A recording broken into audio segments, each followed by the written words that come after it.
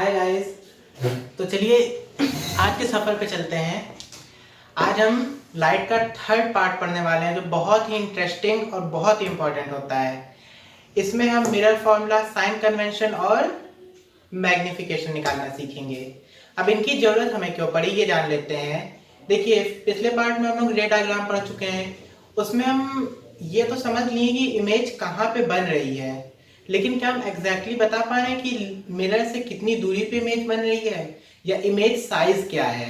हम ये तो बता लेते हैं डिमिनिश बन रही है, मैग्नीफाइड बन रही है, लेकिन परफेक्ट साइज नहीं बता पाते हैं। तो जो साइन कन्वेंशन है, मिरर फॉर्मूला है, मैग्निफिकेशन है, इनकी मदद से हम उसकी परफेक्ट डिस्टेंस निकालना सीखेंगे, इमेज की साइज निकालना सीखेंगे और बहुत सारी नई चीजें सीखेंगे।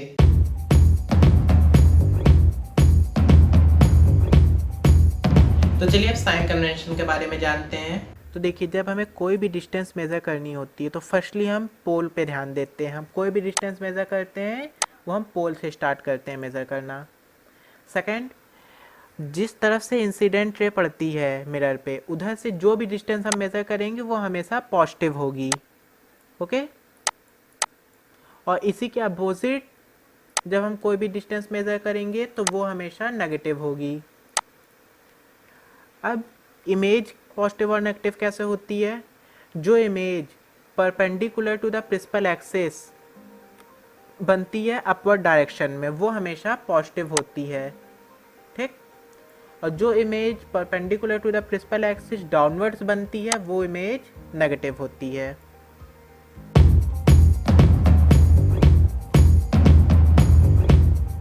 तो गाइस चलिए अब मिरर फॉर्मूला पढ़ते हैं। तो देखिए फ्रेंड्स, मिरर फॉर्मूले दो होते हैं। ये यूज़ होता है कॉनकेव मिरर के लिए, ये वाला, और सेकंड यूज़ होता है कॉन्वेक्स मिरर के लिए। अब इसमें देखिए जो हमारा ये एफ होता है ये होता है focal length, you object distance, लेकिन ऑब्जेक्ट डिस्टेंस कहाँ से? पोल से। पोल से हम मेज़र करेंगे कि ऑब्जेक्ट कितनी दूरी पे है। और v फॉर इमेज डिस्टेंस, वो भी हम कहाँ से मेज़र करेंगे? पोल से ही मेज़र करेंगे। तो 1/f equals to 1/u plus 1/v, ये कॉनकेव मिरर के लिए यूज़ होता है। ऐसे ही सेम टू सेम, थोड़ा सा बस डिफरेंस है इसमें, 1/u minus 1/v equals to minus 1/f, ये कॉन्वेक्स मिरर के लिए यूज़ होता है। इसमें भी सेम टू सेम है। u है हमारा ऑब्जेक्ट डिस्टेंस, पोल से मेज़र करेंगे, v इमेज डिस्टेंस और f focal length.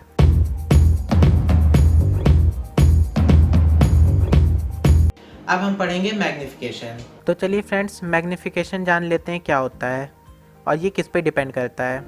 Magnification mainly depend करता है आपका ऑब्जेक्ट जो है मिरर से कितनी दूरी पे रखा है, उसके अकॉर्डिंग आपकी इमेज छोटी या बड़ी बनती है। अब इस फॉर्मूले में देखिए यहाँ पे जो डी आई दिया हुआ है, ये हम पीछे फॉर्मूले में पढ़ चुके हैं। डी आई कुछ नहीं है, ये वी की वैल्यू होती है, मतलब distance of image from the pole, ठीक। और D O distance of object from the pole, जो कि यू से डिनोट करते हैं। अब मैग्निफिकेशन का first formula m equals to H I upon H O होता है। m for magnification, H I मतलब इमेज हाइट, एच ओ मतलब ऑब्जेक्ट हाइट। तो देखिए इसमें एक और फॉर्मूला बन सकता है, H I upon H O equals to minus D I upon D O. ये वहाँ पे यूज़ होगा, मान लीजिए आपको इमेज हाइट निकालनी हो, डिस्टेंस निकालनी हो पोल से इमेज की, ऑब्जेक्ट की डिस्टेंस निकालनी हो, या फिर हाइट निकालनी हो इमेज की, वहाँ पे हम ये फॉर्मूला यूज़ करेंगे। अब यहाँ पे एक और फॉर्मूला बन सकता है, ध्यान से देखिए, m equals to minus D I upon D O. ये फॉर्मूला वहाँ पे यूज़ होगा जहाँ पे हमें इमेज हाइट और ऑब्जेक्ट हाइट ना पता हो, डिस्टेंस पता हो इमेज की पोल से और ऑब्जेक्ट की डिस्टेंस पता हो पोल से। वहाँ पे हम मैग्निफिकेशन निकालने के लिए ये फॉर्मूला यूज़ करेंगे जो मैंने ब्लू मार्क से यूज़ किया है।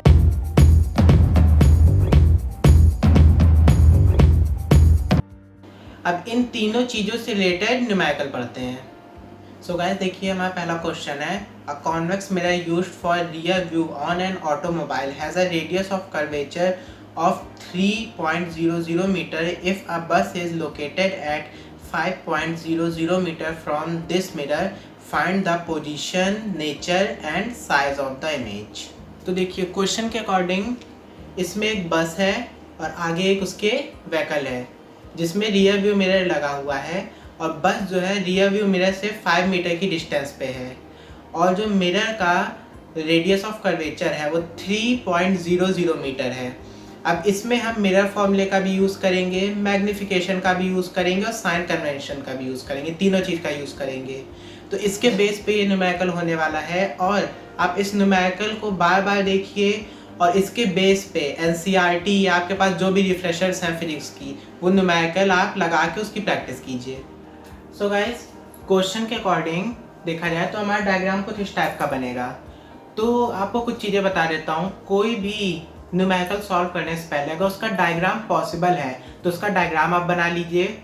फिर उस न्यूमेरिकल में देखिए क्या क्या गिवन पार्ट्स हैं, वो गिवन पार्ट्स आप लिख लीजिए।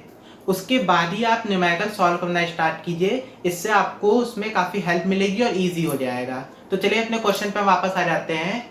तो क्वेश्चन के अकॉर्डिंग देखिए, ये जो बी है ये एक बस है, ठीक, और ये जो ये बना है ये आपका बाइक या कार जो भी आप कह सकते हैं वो है, और उसका ये मिरर है, कॉन्वेक्स मिरर। तो मिरर से 5 मीटर की दूरी पे क्या है, बस है, और मिरर का रेडियस ऑफ कर्वेचर क्या दिया है, आर, ये रेडियस ऑफ कर्वेचर है। तो देखिए रे डायग्राम के अकॉर्डिंग हम पढ़ चुके हैं कि कॉन्वेक्स मिरर के केस में अगर जैसे यहाँ पे कोई ऑब्जेक्ट है तो उसकी इमेज कहाँ बनेगी, वो बनती है, उसका नेचर कैसा होता है, वो इरेक्ट बनती है और वर्चुअल होती है और डिमिनिश्ड होती है, मतलब अपनी साइज से छोटी होती है। वर्चुअल मतलब बनेगी मिरर के पीछे, और इरेक्ट मतलब सीधी बनेगी। तो देखिए हमारी इमेज जो होगी एग्जैक्टली नहीं कह सकते हैं, यहाँ बन सकती है। अब यही हमको इस क्वेश्चन में निकालना है कि एग्जैक्टली इमेज कितनी दूरी पे और कहाँ पे बनेगी। तो देखिए इस क्वेश्चन में गिवन पार्ट क्या क्या है, रेडियस ऑफ कर्वेचर गिवन है, u मतलब ऑब्जेक्ट डिस्टेंस गिवन है, हमको v इमेज डिस्टेंस निकालनी है और इमेज हाइट निकालनी है, ठीक। अब देखिए रेडियस ऑफ कर्वेचर पॉजिटिव क्यों लिया है मैंने और ऑब्जेक्ट डिस्टेंस नेगेटिव क्यों लिया है, इसका रीज़न देख लीजिए आप। मैंने साइन कन्वेंशन बताया था, उसमें मान लीजिए ये है आपका ऑब्जेक्ट, ठीक। अब देखिए ये यहाँ पे ये पोल है। अब इसके अकॉर्डिंग आप देखिए हमने बताया था कि पोल से ही कोई भी डिस्टेंस हम मेज़र करते हैं, वो चाहे इमेज की हो चाहे ऑब्जेक्ट की हो। तो यहाँ से जब हम ऑब्जेक्ट की डिस्टेंस मेज़र करेंगे तो -5 हमने इसलिए लिया है क्योंकि देखिए इंसिडेंट रे ऑब्जेक्ट किधर से पड़ेगी, तो इंसिडेंट रे के अपोजिट जब कोई भी डिस्टेंस मेज़र करते हैं तो वो हमेशा नेगेटिव लेते हैं, और इंसिडेंट रे की लाइन में जब भी हम कोई डिस्टेंस मेज़र करते हैं तो वो हमेशा हम पॉजिटिव लेते हैं। तो इसीलिए 3 हमारा पॉजिटिव और u की वैल्यू नेगेटिव। तो चलिए पहले इसमें v निकालना सीखते हैं, वो कैसे निकलेगा। तो सबसे पहला स्टेप हमारा होगा, हमको f निकालना होगा। और f क्यों निकालना होगा, क्योंकि हमें इसमें मिरर फॉर्मूला लगाना है। मिरर फॉर्मूला क्या होता है, 1/f equals to 1/v plus 1/u, और f फॉर फोकल लेंथ होती है, इसीलिए हमें पहले f निकालने का जरूरत पड़ेगी। तो देखिए f निकालने का फॉर्मूला क्या होता है, r/2। तो r/2 जब फॉर्मूला लगाएंगे, r की वैल्यू 3/2, तो f की वैल्यू कितनी मिल जाएगी, 1.5 मीटर। तो देखिए सेकंड स्टेप क्या होगा, m.f, इसका मतलब है मिरर फॉर्मूला। मिरर फॉर्मूला क्या होता है, 1/f equals to 1/v plus 1/u। तो हमें 1/v की वैल्यू चाहिए, तो 1/v equals to 1/f minus 1/u हो जाएगा। अब उसके बाद देखिए 1/v इक्वल्स टू 1/1.5, जो कि हमारी f की वैल्यू थी, वो हमने पुट कर दी। उसके बाद 1/-5, जो कि u की वैल्यू थी, ये हमने पुट कर दी। फिर जब हमने इसको सॉल्व किया तो ये माइनस इंटू माइनस से प्लस हो जाएगा। जब इसको हम सॉल्व करेंगे तो 6.5/7.5 आ जाएगा 1/v की वैल्यू। अब इसको रेसिप्रोकल कर देंगे तो v इक्वल्स टू 7.5/6.5 आ जाएगा। उसके बाद इसको सॉल्व करने के बाद हमारा 1.15 मीटर आ जाएगी v की वैल्यू। तो देखिए हमें v की वैल्यू मिल गई प्लस 1.15 मीटर। तो इसका क्या मतलब निकल रहा है कि हमारी जो इमेज बनेगी वो मिरर से पीछे बनेगी, मतलब back side of the mirror बनेगी। अब मैंने पॉजिटिव साइन देख के ये कैसे पता लगा लिया कि मिरर के पीछे बनेगी इमेज। उसका ये देखिए, जो हमारा मिरर था, यहाँ पे हमारा ऑब्जेक्ट था, तो इधर से इंसिडेंट रे आ रही थी ऑब्जेक्ट से। तो पोल से हम कोई भी डिस्टेंस मेजर करते हैं, तो इधर की जितनी भी चीजें आ रही थी वो पॉजिटिव आ रही थी। तो हम पोल से डिस्टेंस जो भी मेजर करेंगे ये पॉजिटिव है, तो पोल से हम डिस्टेंस पॉजिटिव लाइन में जाएंगे। तो 1.5 मीटर लगभग यहाँ पे आएगा। तो ये कौन सा एरिया है? Back side of the mirror. तो इमेज हमारी ये यहाँ पे बन गई। इसीलिए जब पॉजिटिव वैल्यू आई तो हमें पता लग गया कि back side of the mirror बनेगी, क्योंकि इधर की जितनी भी वैल्यूज हैं वो पॉजिटिव हैं, और जब हम इधर से नापेंगे तो वो नेगेटिव होंगी। अगर नेगेटिव वैल्यू आई होती तो हम इमेज इधर कहीं ढूंढते हैं। तो चलिए हम मैग्निफिकेशन निकाल लेते हैं, क्योंकि हमको वैल्यू चाहिए h डैश की, जो कि क्या है? हमारा इमेज हाइट है। इसमें एक चीज़ देखिए, ना ही हमें यहाँ h डैश की वैल्यू गिवन है, ना ही h की वैल्यू गिवन है, ना ही m की वैल्यू गिवन है। तो हमारे पास किसकी वैल्यूज है? v की वैल्यू है और u की वैल्यू है। तो हम इससे पहले मैग्निफिकेशन निकाल लेंगे। तो मैग्निफिकेशन निकालेंगे कैसे? v की वैल्यू हमारी क्या हमने निकाली थी? 1.15 मीटर, वो हमने पुट कर दी। u की वैल्यू क्या थी? -5 मीटर, वो मैंने पुट कर दी। फिर माइनस से माइनस कैंसिल हो जाएगा, तो हमारी वैल्यू पॉजिटिव में आ जाएगी 0.23। तो देखिए हम लोग ने सब चीज़ निकाल ली, v की वैल्यू निकाल ली, m की वैल्यू निकाल ली। अब इमेज का नेचर जान लेते हैं। वो बनेगी वर्चुअल बनेगी, इरेक्ट बनेगी और स्मॉलर इन साइज बनेगी।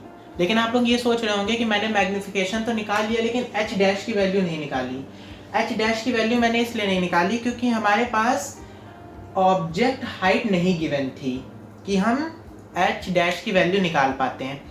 तो हम इससे एक अंदाज़ा लगा सकते हैं कि मैग्निफिकेशन जो आए 0.23 आया, तो ऑब्जेक्ट जितना है उसका 0.23% इमेज बनेगी, और ऑब्जेक्ट मान लीजिए 100% है तो इमेज कितनी बनेगी? उसका 0.23% बनेगी। तो वो छोटी बनेगी, ये देखिए। और ये हमारा ऑब्जेक्ट है, ये हमारी इमेज है। हमने पहले ही क्लियर कर दिया था, इधर से इंसिडेंट रे आती है तो इधर ये हमारा पॉजिटिव होगा, तो हमने इमेज इधर पॉजिटिव बिहाइंड द मिरर ले ली है। तो और इमेज बन रही है बिहाइंड द मिरर, और वो वर्चुअल होगी, इरेक्ट होगी और स्मॉलर इन साइज होगी।